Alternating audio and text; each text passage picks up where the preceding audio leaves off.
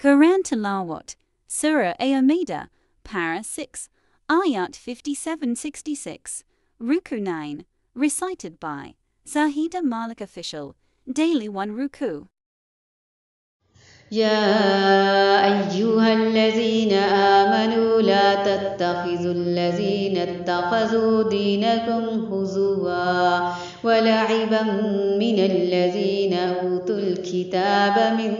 قبلكم والكفار أولياء واتقوا الله إن كنتم مؤمنين وإذا ناديتم إلى الصلاة اتخذوها هزوا ولعبا ذلك بأنهم قوم لا يعقلون قل يا أهل الكتاب هل تنقمون منا إلا أن آمنا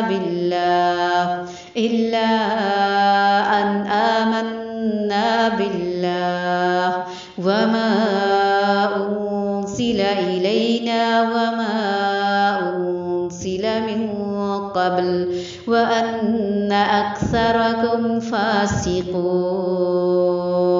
قل هل أنبئكم بشر من ذلك مثوبة عند الله من لعنه الله وغضب عليه وجعل منهم القردة والخنازير وعبد الطاغوت أولئك شر مكانا وأضل عن سواء السبيل وإذا جاءوكم قالوا آمنا وقد دخلوا بالكفر وهم قد خرجوا به والله أعلم بما كانوا يكتمون وترى كثيرا منهم يسارعون في الإثم والعدوان وأكلهم السحت لبئس ما كانوا يعملون لولا ينهاهم الربانيون والأحبار عن قولهم الإثم وأكلهم السحت لبئس ما كانوا يصنعون وقالت اليهود يد الله مغلولة غلت أيديهم ولعنوا بما قالوا بل يداه مبسوطتان ينفق كيف يشاء وليزيدن كثيرا منهم ما أنزل إليك من ربك طغيانا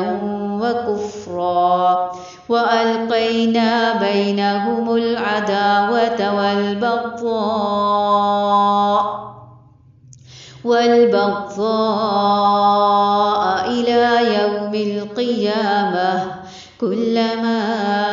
أوقدوا نارا للحرب أطفأها الله ويسعون في الأرض فسادا والله لا يحب المفسدين